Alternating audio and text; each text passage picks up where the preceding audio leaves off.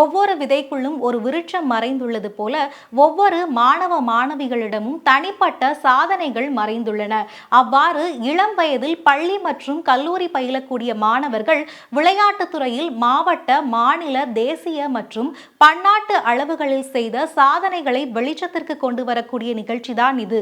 மேலும் அவர்கள் வெற்றியை நோக்கி சென்றடைய எதிர்கொண்ட சவால்கள், அதனை எப்படி அவர்கள் சாதனை ஆக்கினார்கள், அவர்களது அனுபவங்கள் மற்றும் போராட்டங்களை அவர்களிடமே நேரடியாக சென்று கேட்டு வெளிச்சத்திற்கு உங்கள் கண்முன்னே கொண்டு வரக்கூடிய நிகழ்ச்சிதான் இது. மக்கள் வணக்கம், இது விருட்சமாகும் விதைகள்.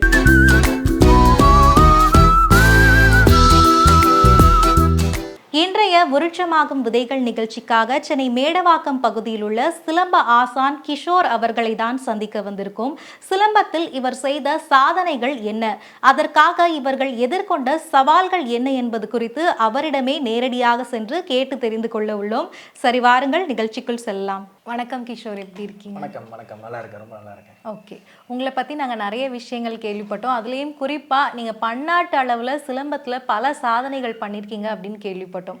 இந்த பன்னாட்டு அளவில் நீங்கள் பண்ணுறதுக்கான சாதனைக்கான ஒரு அடித்தளமாக சிலம்பம் அப்படிங்கிற ஒரு விஷயத்தில் எப்போ உங்களுக்கு ஆர்வம் வந்துச்சு? இப்போ சிலம்பம் அப்படின்னா டிவியில் நிறைய பேர் பார்த்து சிலம்பத்தில் சேரணும் அப்படின்னு சின்ன வயசில் சொல்லுவாங்க. இல்லாட்டி பக்கத்து வீட்டில் யாராச்சும் விளையாடுவாங்க, அதை பார்த்துட்டு எனக்கு சேரணும்னு ஆசைன்னு சொல்லுவாங்க. சில பேருக்கு அம்மா அப்பாவே சிலம்பம் யாராச்சும் கற்றுக்கிட்டு தெரிஞ்சவங்களா இருப்பாங்க. ஸோ அது மூலமாக போவாங்க. உங்களுக்கு எப்படி இந்த சிலம்பம் மேலே ஒரு ஆர்வம் வந்துச்சு, அதை பற்றி எங்கள் கிட்ட சொல்லுங்கள். சிலம்பம் ஆர்வம்ன்றது எனக்கு வந்து பார்த்தீங்கன்னா ஃபஸ்ட் ஸ்டாண்டர்டில் எனக்கு ஒரு ஆர்வம் இருந்துச்சு. எங்கள் வீட்லேயும் சிலம்பம் போனோம், எங்கள் அப்பாவுக்கு இருந்த ஆசை சிலம்பம் கற்றுக்கணுன்ட்டு. எனக்கும் சிலம்பம் கற்றுக்கணுன்ற ஆர்வம் தான். எங்கள் ஊர் சைடு பார்த்தீங்கன்னா தூத்துக்குடி, நம்மளுக்கு ஊர் சைடு தூத்துக்குடி. அப்பாவெல்லாம் அந்த சின்ன வயசில் அங்கே கற்றுக்கூட வாய்ப்பு கிடைக்கல. இங்கே சென்னை நம்ம நிறைய மாஸ்டர்ஸ் இருந்தாங்க, கற்றுக் கொடுப்பாங்க. பட் தூத்துக்குடியில் அந்த ஃபெசிலிட்டிஸ் கிடையாது. ஸோ எங்கள் அப்பா சென்னை வந்துட்டேன், சின்ன வயசில் சென்னை வந்துட்டாங்க. அப்போது இங்கே வந்து ஆசான் நம்மளுக்கு பழக்கமாக இருந்தாங்க. அப்போது வந்து நான் ஃபஸ்ட் ஸ்டாண்டர்ட் தான் படிச்சுட்டு இருந்தேன். என் வயசு பார்த்தீங்கன்னா ஒரு 5 வயசில் 6 வயசு இருக்கும், அவ்வளோதான் இருக்கும். நீங்கள் ஃபஸ்ட்டு ஆரம்பத்தில் கேள்வி கேட்ட மாதிரி பன்னாட்டு அளவில் நம்ம இன்டர்நேஷ்னல் லெவலில் நீங்கள் போயிருக்கேன். அதுக்கு அடித்தளம் பார்த்தீங்கன்னா ஜோனல் லெவல். ஃபஸ்ட்டு ஜோனலில் ஜெயிக்கணும். ஜோனலில் ஜெயிச்சிங்கன்னா அடுத்தது நம்ம எங்கே போவோம் அப்படின்னா டிஸ்ட்ரிக்ட் போவோம். டிஸ்ட்ரிக்டில் ஃபஸ்ட்டு ப்ரைஸ் வின் பண்ணால் மட்டும்தான் நம்ம ஸ்டேட்டுக்கு எலிஜிபிள். ஸ்டேட்டில் வி நீட் 7.5, 7.5. அப்போ 10க்கு 7.5 என்ற மார்க் நம்ம கட் ஆஃப் மார்க் எடுத்தால் நம்ம நேஷனல் போகலாம். நேஷனல் எங்கே நடக்கும் பார்த்தீங்கன்னா டெல்லி. அது டெல்லியில் போயிட்டு வாங்கிட்டு வர சர்டிஃபிகேட் வந்து ஃபார்ம் 2 சர்டிஃபிகேட்னு சொல்லுவாங்க. அங்கே வின் பண்ணி அதில் நேஷனல் லெவலில் இந்தியா லெவலில் நம்ம வின் பண்ணால் மட்டும்தான் நம்ம மலேசியா இல்லை சிங்கப்பூர் அங்கே வந்து எப்படின்னா பன்னாட்டில் இன்டர்நேஷ்னல் லெவல் டோர்னமெண்ட் நடக்கும். அதில் நாங்கள் போய் பார்ட்டிசிபேட் பண்ணி அங்கே நான் பார்த்தீங்கன்னா ஒரு 3 கோல்டு 2 சில்வர் அந்த மாதிரி வின் பண்ணிட்டு வந்தோம். நல்லா இருந்துச்சு டோர்னமெண்ட். அங்கே ஸ்டாண்டர்ட் நடந்த விதம், அங்கே அவங்க எங்களை கவனிச்சுக்கிட்ட முறை சூப்பராக இருந்துச்சு. இதுதான் நம்மளுக்கு அடித்தளம். சிலம்பம் நீங்கள் கற்றுக்கும் போது உங்களுக்கு ஒரு, அதாவது நீங்கள் ப்ராக்டிஸ் பயிற்சி பண்ணும்போது கற்றுக்கும் போது ஏதாச்சும் அடி விழுந்திருக்கும், அப்போ மறக்க முடியாத தருணம் ஏதாச்சும் ஒன்று இருக்கா? கண்டிப்பாக அது கண்டிப்பாக இருக்கும். நான் சின்ன வயசில் கற்றுக்க ஆரம்பிச்சில் வாங்காத அடி கிடையாது. ஃபைட்டு போடும்போதுல செம்ம அடி விழும். அதில் மறக்க முடியாத நினைவுகள்னு ஒன்று கிடையாது, 2 இருக்குது. அதாவது ஒரு ஜம்பிங் போடணும். அப்போது நாங்கள் ஜம்பிங் போடும்போது நாங்கள் எல்லாருமே ஃப்ரெண்ட்ஸ், என் தம்பி எல்லாரும் சேர்ந்து ஜம்பிங் பண்ணும்போது ஒரு ஜம்பிங் கம்பை உள்ளே எடுத்துகிட்டு விளையாடுற ஃபிட்னஸ் ரொம்ப முக்கியம். அப்போது என்னாச்சு, எனக்கு காலில் வந்து பிசங்கிடுச்சு. கேரை நம்மளுக்கு கீழே விழுந்த உடனே தலை சுற்றிருச்சு. உடனே எல்லோரும் பயந்துட்டாங்க. போயிட்டு உடனே போய் தண்ணி எடுத்துகிட்டு வந்து கொடுத்து கற்றுக்க ஆரம்பித்தாங்க. அதுக்கப்புறம் அதுதான் வாங்கின அடி. அதில் கற்றுக்கிட்டு அப்படியே அதுக்கப்புறம் பார்த்தீங்கன்னா நான் jumping, rolling, front flip, back flip, front belt அப்படியே எல்லாமே கற்றுக்கிட்டேன். அதில் ஃபஸ்ட்டு வாங்கின அடி அதுதான். அடி வாங்கி தான் கற்றுக்க முடியும். ஆசானாக இருக்கிறதுக்கும் அதே நேரத்தில் நீங்கள் சிலம்பம் கற்றுக்கக்கூடிய மாணவனாக இருந்தப்பவும் என்ன வித்தியாசம், வேறுபாடுகள் இருந்துச்சுன்னு நீங்கள் நினைக்கிறீங்க? அதை பற்றி சொல்லுங்கள். வேறுபாடு அப்படிலாம் இது கிடையாது. நம்ம நான் கற்றுக்க முச்சில் நான் வந்து பார்த்தீங்கன்னா 2 மணி நேரம் ப்ராக்டிஸ் பண்ணுவேன். இப்போ பார்த்தீங்கன்னா 4 மணி நேரம் 5 மணி நேரம் கிளாஸ்லேயே இருக்கேன். இதுதான் பெரிய வேறுபாடு. நான் கற்றுக்க முச்சில் மாஸ்டர் நம்மளை திட்டுவாப்புல நிறைய. இப்போ நான் திட்டு வாங்கிட்டு இருந்தேன். நான் கற்றுக்க முச்சில் நான் செம்மையாக திட்டுவாங்க. அப்படி போடு, இப்படி போடு, காலம் பெண்ட் பண்ணாமல் போடு, அப்படி போடு. நான் ஆசான் பயங்கரமாக திட்டி அடி தான். இப்போது வாய்ப்பேச்செல்லாம் கிடையாது. கம்பெடுத்து போட்டுருவாப்புல காலைல. இப்போலாம் இருக்க பேரண்ட்ஸு நான்லாம் திட்டுனா என் பிள்ளைய ஏன் திட்டுறேன்னு வந்து கேட்குறாங்க. அது இப்போ உள்ள பேரண்ட்ஸ் வந்து நான் என்னை கேட்டிங்கன்னா பசங்களோட பேரண்ட்ஸ் வந்து இப்போ சப்போர்ட் பண்ணணும். அஸ் ஏ டீச்சர்ஸாக எங்களுக்கு சப்போர்ட் பண்ணணும். என் பையனை திட்டாதீங்க, என் பையனை பாசமாக சொல்லிக் கொடுங்க, என் பையனை வந்து புரிகிற மாதிரி சொல்லிக் கொடுங்க. ஒவ்வொரு ஆசானுக்கும் ஒரு வே ஆஃப் டீச்சிங் இருக்கும். சில பேர் பாசமாக சொல்லிக் கொடுப்பாங்க, சில பேர் திட்டி சொல்லிக் கொடுப்பாங்க. சில பையனுக்கு திட்டி சொல்லிக் கொடுத்தா தான் புரியும். அப்படின்றவன் திட்டி தான் சொல்லி கொடுக்கணும். ஆனால் பேரண்ட்ஸ் இப்போ இருக்க பேரண்ட்ஸ் வந்து இது அவங்க ஏற்றுக்க மாட்டேங்கிறாங்க. என் பையன் நீங்கள் இப்படி திட்டலாம் அப்படின்ற மோச்சில் எங்களுக்கு அது வந்து ஒரு இன்டர்ஃபியர் ஆகிருக்கு. அது எங்களால் கொண்டு போக முடியல. நெக்ஸ்ட் ஃபர்தர் ஸ்டெப் நம்ம எடுக்கணும். அவங்க பேரண்ட்ஸ் வந்து ஸ்ட்ராங்காக இருக்கணும். சிலம்பம் அப்படிங்கிறத கற்றுக்கிட்டதுலேருந்து ஆசான ஆகிற வரைக்கும் ஒரு ஃபேஸ் அப்படிங்கிறது இருந்திருக்கும். வாழ்க்கையில் ஒரு பயணம் அப்படிங்கிறது இருந்திருக்கும். அந்த ஒரு பயணம் அப்படிங்கிறது எப்படி இருந்துச்சு? குறிப்பாக நீங்கள் ஆசான் ஆகிறதுக்கு என்ன மாதிரியான தகுதி சுற்றுகள், தகுதி போட்டிகள், அந்த மாதிரியான விஷயங்கள்லாம் எப்படி இருந்துச்சு? அதை பற்றி சொல்லுங்கள். நம்ம வந்து பார்த்தீங்கன்னா 10 வருஷம் கற்றுக்கிட்டேன். அப்போ கற்றுக்கிட்ட மோச்சில் நான் ஒரு 9th ஸ்டாண்டர்ட் இப்போ படிச்சுட்டு இருந்த பையன், 9th ஸ்டாண்டர்ட் 8th ஸ்டாண்டர்ட் படிச்சுட்டு இருக்க மோச்சில் நான் ஒரு ப்ரௌன் 2 ப்ரௌன் 4 அந்த ஃபேஸுக்கு வரேன். ப்ரௌன் 4 அதனால் எண்டிங் ஸ்டேஜுக்கு ஒரு 6 மாதம் 1 வருஷத்துக்கு முன்னாடி.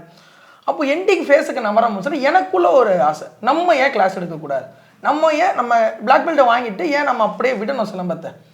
எனக்கு வந்து வாழ்க்கையில் 2 பாதைகள் இருந்துச்சு. ஒன்று கிரிக்கெட், நான் 2 கோச்சிங் போயிட்டு இருந்தேன். சிலம்பம் கோச்சிங் போயிட்டு இருந்தேன், கிரிக்கெட் கோச்சிங் போயிட்டு இருந்தேன். 2மே நான் கிரிக்கெட் பிளேயர், நான் சூப்பராக போடுவேன். ரைட் ஆம் pass bowler and right hand batsman. அதுவும் எங்கள் டீமில் 1-1 பேட்ஸ்மேன். சூப்பராக எங்கள் டீமில் நான் பயங்கரமான பிளேயர். ஆனால் என் வாழ்க்கையில் நான் தேர்ந்தெடுக்க வேண்டியது ஒன்று. இது வந்து ஒரு டைமில் ஒரு 8th ஸ்டாண்டர்ட் 9th ஸ்டாண்டர்ட் படிக்கும் போது எனக்கு வந்து வாழ்க்கை சிக்கலாம் நினச்சி 2 இதில் ஏதாவது ஒன்று தான் கான்சென்ட்ரேட் பண்ண முடியும். அப்போது கிரிக்கெட்டை விட்டுட்டு சிலம்பத்தை தொட்டு. இப்போது கிரிக்கெட்டு தெரியும், அதில் நடக்கிற பாலிடிக்ஸ் என்னென்ன அப்படின்னு சொல்லி நம்மளுக்கு நல்லாவே தெரியும். அதனால் கிரிக்கெட்டை விட்டு சிலம்பத்துக்கு தொட்டேன். அப்படியே சிலம்பத்தில் நம்ம மாஸ்டர் ஆயிரும்னு சொல்லி அப்போது வந்தது சிலம்பத்துக்கு. ஃபஸ்ட்டு பார்த்தீங்கன்னா 2 வருஷத்துலேருந்து 3 வருஷம் அசிஸ்டன்ட் மாஸ்டர் உப ஆசான்னு சொல்லுவாங்க. டிஷர்ட் போட்டு உப ஆசான்னு கொடுப்பாங்க. அதுக்கே தகுதி சுற்று உண்டு. நம்ம வந்து இப்போ எப்படி வைப்பாங்க அப்படின்னா பசங்கிட்ட பேசுகிற விதம். இப்போது நார்மலாக நான் ஒரு பையனத்துக்கு சொல்லிக் கொடுக்க சொன்னால் நான் சொல்லிக் கொடுக்க முடியாது, எனக்கு சொல்லிக் கொடுக்க தெரியாது. அந்த வார்த்தை ஒரு ஆசான் வாயிலிருந்து வரக்கூடாது. எப்பேற்பட்ட மாணவனாக இருந்தாலும் அவன் எப்பேற்பட்டு slow learner, late bloomers, slow learners சொல்லக்கூடாது, லேட் ப்ளூமர்ஸ், எப்பேற்பட்ட ஆணாக இருந்தாலும் அவனுக்கு சொல்லிக் கொடுக்க வேண்டியது ஆசான். ஒரு ஆசானோட கடமை. அவங்க தான் ஆசான். அப்போ அதை செக் பண்ணுவாங்க நம்மகிட்ட. ஒரு சாதாரண ஒரு ஆளை கொடுப்பாங்க, அவங்களுக்கு நம்ம சொல்லித்தர முடியுதா, ஒரு வெட்டு வாரல் ரொம்ப சொல்லித்தரதால அவனை ஒரு வெட்டு வாரல் போட வைக்க முடியுதா அப்படின்றத செக் பண்ணுவாங்க. அப்படி அவனை போட வைக்கணும். அப்படியே அங்கே அசிஸ்டண்ட்டாக ஒரு 3 வருஷம் உப ஆசான்னு சொல்லிட்டு டிஷர்ட் வாங்கிட்டு எங்கள் மாஸ்டர் கிளாஸில் இருக்கிற எல்லா பசங்களுக்கும் சொல்லி கொடுத்துட்டு 3 வருஷம் என் பயணம் அப்படியே போச்சு. 3 வருஷம் போயிட்டு இருக்கும் போது நான் ஒரு சைடில் மாஸ்டர்ஸ் முடிச்சிட்டேன். பிளாக் பெல்ட்டை வாங்கிட்டு நல்லா கற்றுக்கிட்டு முடிக்கும் போது பேரண்ட்டோட இன்ட்ராக்ஷன் வெரி வெரி இம்பார்ட்டன்ட். இப்போ தனியாக நம்ம கிளாஸ் வைக்கிறோம் அப்படின்னா நாட் ஈஸி ஜாப். வந்து ரொம்ப ஈஸி ஜாப்லாம் நம்ம சொல்ல முடியாது, ஒரு கஷ்டமான விஷயங்கள் தான். தப்பாக போட்டால் சொல்லுவேன் அப்படின்னு சொல்லியிருந்தீங்க. அந்த மாதிரி என்னென்ன தவறுகள் வந்துட்டு மாணவர்கள் பண்ணுவாங்க ஒரு சிலம்பாட்டம் அப்படின்னு வரும்போது, இந்த ஃபவுல் மிஸ்டேக்ஸ் அப்படின்னு வரும்போது என்னென்ன விஷயங்கள்லாம் பண்ணுவாங்க, அதுக்கு நீங்கள் எப்படியெல்லாம் புள்ளிகளை குறைப்பீங்க, அதை பற்றி சொல்லுங்கள். நான் முத மேட்ச் இறங்கினது பார்த்தீங்கன்னா என் 6 வயசில் 7 வயசில் மேட்ச் இறங்கிட்டேன். அப்போது மேட்ச் நான் ஃபஸ்ட்டு நான் போன மேட்ச் எங்கன்னு பார்த்தீங்கன்னா வேலூர் டிஸ்ட்ரிக்ட் மேட்ச். நாங்கள் செங்கல்பட்டு டிஸ்ட்ரிக்ட்லேருந்து காலையில் 4:30 மணிக்கு இங்கேருந்து வேன் வச்சு கிளம்புறோம். காலையில் வேன் வச்சு பயம். நான் ஃபஸ்ட்டு மேட்ச்சில் எப்படி டோர்னமெண்ட் இருக்குன்னு தெரியாது. நான் கலந்துக்கிட்ட ஈவெண்ட்டு மொத்தம் 4 ஈவெண்ட்டு, ஃபைட்டு, வாலு, சிங்கிள் ஸ்டிக்கு, வேல்கும். இது 4மே நான் எக்ஸ்பர்ட்டு, சூப்பராக போடுவேன்னு சொல்லி 4 மேட்ச் நான் கலந்துக்கலான்னு சொல்லிட்டு பொருள்லாம் எடுத்துகிட்டு நானே என் தம்பி எங்கள் அப்பா 3 பேருமே வேனில் மொத்தமாக கிளம்புறோம். எங்கள் அப்பா எப்போனாலும் எங்கள் கூட வந்துடுவாங்க. நான் இது வரைக்கும் எந்த தனியாக அமைச்சர் மலேசியாவுக்கு மட்டும் தனியாக அமைச்சிருக்காங்க. மலேசியா டெல்லிக்கு தனியாக போயிருக்கேன் வழியா. அப்பாவோட வேலை காரணமாக, அப்பா பிஸ்னஸ் பண்ணுறாங்க. ஸோ அப்போட வேலை காரணமாக தனியாக அமைச்சிருக்காங்க. மித்தபடி நான் எல்லா போர்ட்லேயும் எங்கள் கூட நிற்கிறது எங்கள் அப்பா கண்டிப்பாக நிற்பாங்க, அம்மாவும் கண்டிப்பாக வருவாங்க. ஆனால் நான் மட்டும் தனியாக போக மாட்டேன், தம்பி எப்பவுமே கூட வருவான். நாங்கள் 2 பேருமே எல்லா மேட்சுக்கும் நாங்கள் கண்டிப்பாக போவோம். அப்போது போகும்போது ஃபஸ்ட்டு என் 6 வயசு நினைக்கிறேன். அப்போ நான் வேலூர் மேட்ச் போகிறேன். வால் பார்த்தீங்கன்னா 2 கிலோ இருக்கும் அப்போல்லாம் வால். வேல்கம் பார்த்தீங்கன்னா ஒரு 3 கிலோ இருக்கும். அது வச்சு உள்ளே சுற்றணும். சரி நானும் டிஸ்ட்ரிக்ட் மேட்ச் தானே சாதாரணமாக இருக்கும் அப்படின்னு நினச்சிட்டு உள்ளே போனால் 2500 பேர் 3000 பேர் இருக்காங்க. ஏன் கேட்டகரியில் பார்த்தாலே ஒரு 100-200 பேர் இருக்காங்க. ஃபஸ்ட்டு மேட்ச்சு அது எப்படி இருக்கும், ஒரு 6 வயசு 6.5 வயசு 7 வயசு பண்ணி எப்படி இருக்கும், அல்லு விட்டுருச்சு. அதுக்கப்புறம் இந்த பாட்டை ஒன்று ஃபேமஸ்ன்னு நினைக்கிறேன், இந்த சொல்லமான சாமி ஒரு பாட்டு. அதை வந்து வேனில் நாங்கள் பிரேக்ஃபாஸ்ட் டைம் ஒரு ரேலி முடிச்சதுக்கப்புறம் தான் மேட்ச் நடத்துவாங்க. அப்போது சாப்பிட்றதுக்காண்டி வேனில் போட்டு விட்றோம். எங்கள் சீனியர் ஒருத்தர் பாட்டு போட்டு விட்டேன், இந்த சொல்லமான சாமி பாட்டு ஒன்று, அங்கே ஈட்டி முழுங்குன்னு பாட்டு, அது பாட்டு ஓட்டிகிட்டு இருக்கு. ஸோ அதில் ஒரு மோட்டிவேஷன் கிடச்சிச்சு. ஒரு மோட்டிவேஷன் கிடச்சி உள்ளே போய் இறக்குனா ஃபஸ்ட்டு வால் பார்த்தா இல்லை பறக்குறானுங்க, அப்படி சுற்றுறோம் இப்படி சுற்றுறோம், பயங்கரமாக போட்டு பின்னி எடுக்கிறானுங்க. எனக்கு கை காலெலாம் ஆட ஆரம்பிச்சிருச்சு. என்னடா நம்ம வயசு என்னது, நம்ம வயசில் ஒருத்தன் இப்படி போடுறான். நான் சொல்லியிருக்கேன்ல என் 6 வயசில் நான் கொஞ்சம் ஹைட்டு கம்மியாக இருப்பேன், ஆள் கொஞ்சம் ஒல்லியாக தான் இருப்பேன். போயிட்டு வால் வெயிட்டு ஆனால் நல்லா ப்ராக்டிஸ் பண்ணிட்டு தான் போனேன். நான் அந்த இதெல்லாம் சொல்ல நல்லா ப்ராக்டிஸ் பண்ணிட்டு தான் போனேன். உள்ளே இறங்குறேன்.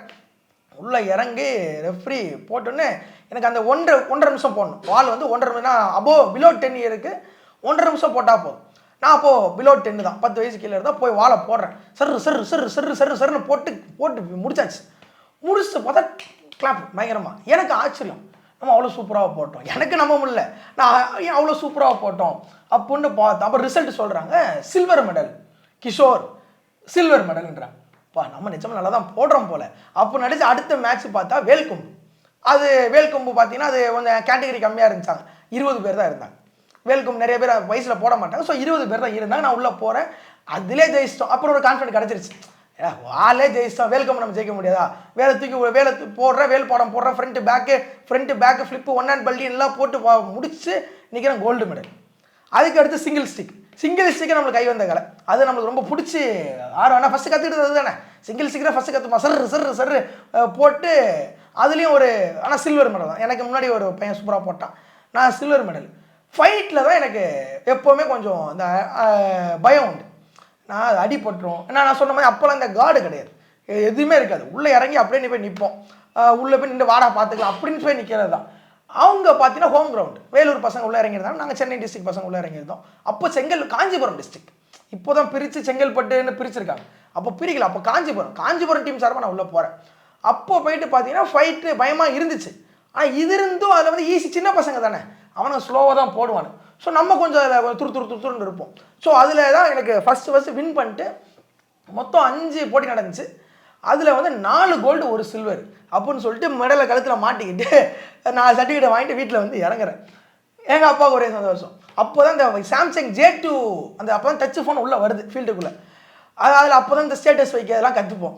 ஒரு வீடியோ அந்த வர குவாலிட்டி, இப்போ இருக்கிற குவாலிட்டிலாம் இப்போ இருக்காது, வீடியோ இருக்கும். எங்கள் அப்பா வீடியோ எடுத்து எங்கள் ஊருக்குலாம் அனுப்பிச்சி விட்டு போனோடனே எங்கள் ஊரில் வந்து ஒரு சிறப்பு விழா மாதிரி எங்களுக்கு பண்ணி, தூத்துக்குடியிலிருந்து சென்று சிலம்பத்தில் சாதனை படைத்த மாணவன் அப்படின்னு சொல்லி ஒரு பேனரை வச்சு எங்கள் ஊரில் போயிட்டு ஏன்னா வருஷம் ஒரு ஆண்டு விழா மாதிரி கண்டக்ட் பண்ணுவாங்க, அதில் நம்மளுக்கு மரியாதைலாம் பண்ணி சூப்பராக கொண்டு போனாங்க. ஸ்கூலில் ஒரு சப்போர்ட், ஸ்கூலில் போய் கொண்டு போய் மெடலி சர்டிஃபிகேட் கொடுக்குறேன். அவங்க ஸ்கூலில் போய் மெடலி சர்டிஃபிகேட் கொடுக்குறேன். அவங்க என்ன பண்ணுறாங்க, இப்போ உனக்கு இது நீ சொல்லவே இல்லையாப்பா, நீ சூப்பராக பண்ணுறியப்பா அப்படின்னு சொல்லிட்டு அவங்களோட என்கரேஜ்மெண்ட்ஸாக இருக்கட்டும். ஒரு அசம்பிளி, எனக்காண்டி ஒரு அசம்பிளி கிரியேட் பண்ணி கிட்டத்தட்ட 1000 பசங்களை உட்கார வச்சு அந்த அசம்பிளியில் என்னையை கூப்பிட்டு வச்சு, மாணவர் அந்த சார் எனக்கு இப்போ இந்த சிங்களோட சார், நம்ம சார் அவருக்கு அதுக்கப்புறம் எல்லா டோர்னமெண்ட் நம்ம அனுப்பிச்சு விட்டாப்புல போய் நின்று எல்லாரும் 1000 பசங்க முன்னாடி நம்ம பள்ளிக்கு பெருமை சேர்த்த மாணவன் அப்படின்னு சொல்லிட்டு என் ஃபோட்டோவை போட்டு அவங்க ஒரு ஃப்ளெக்ஸு 10க்கு 10 ஃப்ளெக்ஸு வச்சு ஸ்கூலுக்கு வெளியே வச்சுட்டாங்க. அதுதான் என்னோடய வாழ்க்கையில் ஃபஸ்ட்டு ஒரு டேர்னிங் பாயிண்ட். எங்கள் அப்பா எல்லா டோர்னமெண்ட்லையும் இருப்பாங்க, நான் உள்ளே போகிறேன்னா எங்கள் அப்பா தான் கைத்தட்டலாம் இருக்கும். நான் ஒரு 2 நிமிஷம் போகிறேன், 2 நிமிஷம் கைத்தட்டுவாப்பில் போன வீடியோ கொடுத்துட்டு வேறு யாரும் கைத்தட்டும் எல்லாம் கொஞ்சம் வேடிக்கை பார்த்துட்டு இருப்பாங்க. நான் அப்போ என்ன பண்ணுவோம்ல 2 நிமிஷமும் கைத்திட்டே இருப்பாங்க. நம்ம வீட்டில் வந்து அம்மா வந்து வீட்டில் நம்மளுக்கு எல்லாம் சப்போர்ட், ப்ராக்டிஸ் பண்ணு, நைட்டு போயிட்டு வந்தேன், எங்கள் ஸ்கூல் போயிட்டு வந்தேன் ப்ராக்டிஸ் பண்ணு சொல்கிறது அம்மா நல்லா சப்போர்ட் பக்காவாக பண்ணி சொல்லுவாங்க.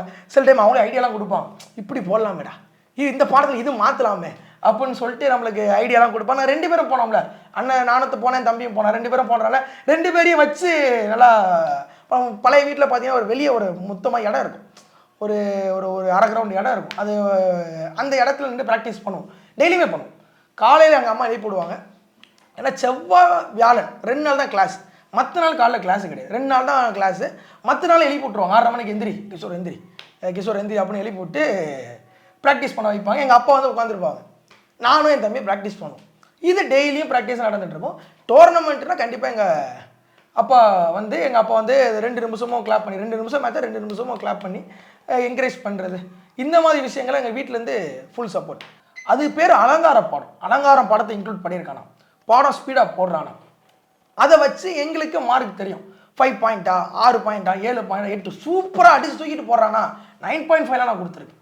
ஆனால் என்கிட்ட கொஞ்சம் மார்க் வாங்குறது கஷ்டம், அவ்வளோ சீக்கிரம் தூக்கி மார்க்கை 9, 8ன்னு கொடுத்துட மாட்டேன், கொஞ்சம் கம்மி பண்ணி தான் போடுவேன். நம்ம எதிர்பார்ப்புகள் கொஞ்சம் அதிகமாக இருக்கும். ஆனால் பசங்க நல்லா சுற்றுவாங்க, நல்லா பண்ணுறேன். இப்போ யாராவது டக்குன்னு தப்பு பண்ணிட்டாங்கன்னா நம்ம என்ன பண்ணுவோம், போய் திட்டு அறிவியலாடா உனக்கு, நம்மளும் அந்த இடத்துல தான் வந்திருக்கோம். நானும் அசிஸ்டன்ட் ரெஃப்ரி அசோசியேட்டிவ் ரெஃப்ரியாக இருந்தால் அந்த சென்டர் ரெஃப்ரின்ற போது டக்குன்னு போய் திட்டிட மாட்டேன். இதை கூப்பிட்டு அம்மா இது இந்த இடத்துல தப்பு பண்ணுறீங்க, இப்படி இந்த நுணுக்கம் இருந்தால் தான் நீங்கள் அந்த பாயிண்ட்டை கொடுக்கணும். அது வந்து நம்ம ஜூனியர்ஸ்க்கு நம்ம எப்பவுமே கற்றுறது உண்டு, கூப்பிட்டு கற்று தருவேன். எப்போவுமே ரெஃப்ரியாக மாறிட்டோம்னா நம்ம பசங்க உள்ளே வந்தால் மாஸ்டர்ஸ் அதிகமாக போடுவோம். அது எல்லா டோர்னமெண்ட்டும் நடக்கும்.